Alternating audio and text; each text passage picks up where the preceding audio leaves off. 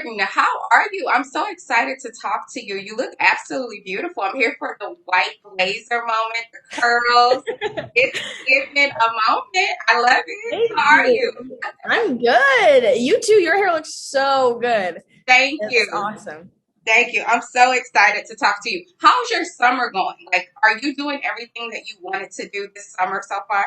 I am. I just got back from a trip from the Redwoods. I've been traveling like nonstop because I'm vaccinated and it's been safe and fun. So yes, it's been Say that nice. again, George. You're vaccinated, safe and Yeah. fun. That's the way to Yeah. be. Yes, Yes. yes. I love it. The L word is back in August, and I'm so excited about this. But before we dive into all things the L word, I want to know so many things about you. I want to know, and I want to dive into the backstory of Jordan. So you're not afraid to take risks and jump and take a leap of faith, right? If you will.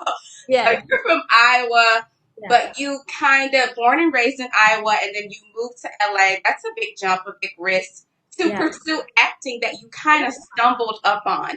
Yeah. Take us through that process and that transition of moving to Iowa to LA and accidentally creating a career as an actor. Talk to us, Jordan.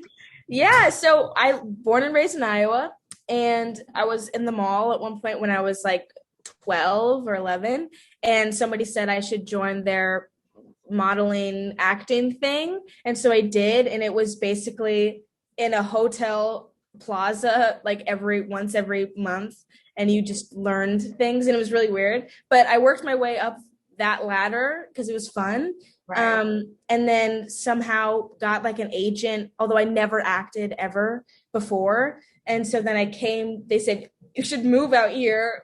So we moved out here when I did not know how to act, and then immediately got put into like acting classes and stuff like that, and then I just fell in love with it.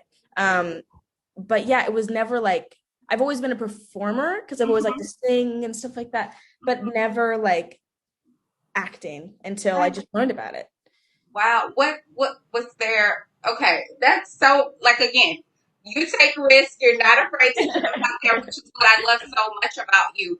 But were you at all? Was your family nervous at all about like, okay, what if this doesn't work? Okay, Yeah. and what would we do? Talk us through that part, and then also, how did you deal with rejection? Because I know Hollywood can be a tricky, space to navigate in, and especially as a child.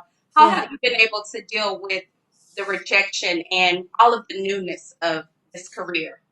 Yeah. Well, to answer the first part of the question, my family, it actually just worked out really well to move to California family wise. We Mm-hmm. wanted a new change of pace and everything. And then coming out here and having to deal with the rejection was so hard. I actually was going to quit. I was auditioning for like 3 to 4 years before I got like anything of substance. And so I was about to quit the summer that I got the L word. So Wow. it gets to you, like it's really hard, but it definitely builds character if you're able to handle it with healthy coping mechanisms and Right. have a strong sense of self. So I'm grateful to it. Yeah. Wow. You seem so mature, confident, poised.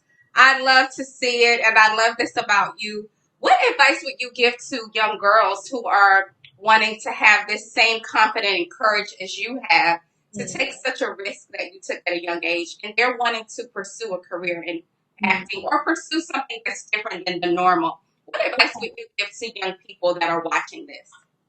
I think Laura Dern said this in her interview recently, and it made me feel really encouraged. It was eyes on your own paper. Mm, I was like, oh yeah, because I think especially with girls, comparison gets you down. It's like the death of all joy. mm. And so I think if you're feeling connected to yourself and feeling like you're doing something of service to the world and something you have something to offer, that's all you need. That's all the boxes that you can check. And if you're doing it with love and you're doing it what feels right for you, you're all set.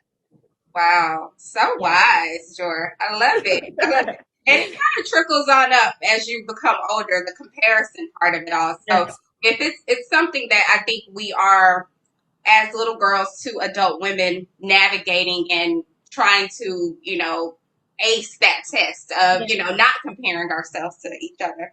But Yeah. that's so good. Okay, let's dive into the L word. I'm so Yes. excited. Comes back in August. And congratulations to you. Your character, you were upped to series regular. Yes. So shout out to you. You were Thank killing you. it. Um, you played Bette's daughter, Angie, Angelica. I want Mhm. to talk a little bit about this audition process. You just spoke about you had auditioned for several years before landing this role. Talk Mhm. to us about how you landed this coveted role in this remake, if you will, this Yeah. popular remake. Hmm. Yeah. I think the way that I got it is a testament to like where I was self-esteem wise because I didn't think I got the job until I was like on set. Like Wow. I got the audition and then we went to the callback and then chemistry reads. And then I remember an acting teacher told me that if you're at the table read, it doesn't mean you booked the job yet, which Mm, I guess I don't know. It messed with my head. So the whole table read, I was like trying to do like my best because I didn't know if this was like the final process of booking the job. And everyone's like, no, you got it. Um, so so relax. yeah, like calm down. Relax. But so like the whole time I just never felt really sure. But I was like, wow, really? I'm here. You want me on your set? I was ecstatic. It was awesome. Wow. What has it been like for you? This is like your first big project. What Yeah. have you learned? What's been the one takeaway for you that you learned and you incorporated into your day to day life from working on this set? Boundaries. Mm, Because walking on set, you have this element of power, you have this element of imposter syndrome, so you're afraid to like take up space and waste time. mm, And sometimes it gets distorted. So if I have to like use the restroom but we're on a take, I would be like, I'll hold until I like pee myself because I'm afraid to disrupt anyone else. But like, no, you can ask to use the restroom and it's going to be fine. You can right, say no and it's going to be fine because it's your own personal boundaries. And right. so I feel like you can, especially as a black girl, you try to make yourself so small in every Yeah. single way, especially on set. But I think I learned the repercussions of that. It doesn't feel good. And it feels Mm, much better to be like, no, here I am. I'm here to do my job. And here's what works and here's what doesn't work. right. So, yeah. Wow, that's so good. As you said, as a black, we're taught, or we're taught in maybe not in a direct way to shrink or not to make noise. If don't Yeah. cause just go and do your work, do your job, do the best, and go, home. Yep. That's so that's so interesting that you say that. Do you have mentors on set? What has it been like working with your TV mom, Jennifer Yes. Bills? You guys have such great chemistry. Yes. I love you too. What has that been like? I love that woman so much, like disgustingly so. I adore her so much. And I think she's been such a nice mentor, a shepherd. I Mhm, look up to her in so many ways. And I think she's really intentional. Like once I mhm. got the job, we had lunch together and really just got to know each other. We have this thing where we go on hikes every week just to spend time with each other.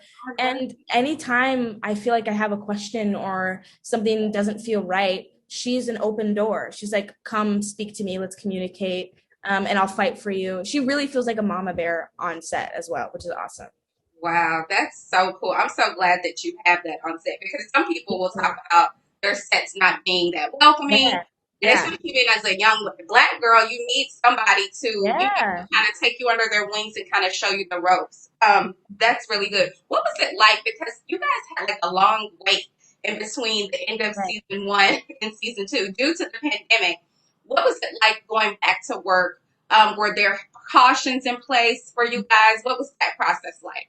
Yeah, it was crazy. I remember we ended in like November and then we're gonna start in June of 2020, but then the Mhm. pandemic happened. So in between that time, I was like, oh, here's an idea for Angie. I was like constantly thinking about how to make season two better. And then it just kept on going and going and going. And by the time we started filming in November of 2020, I forgot any idea that I had previously. And like I was like, I don't know what I'm doing.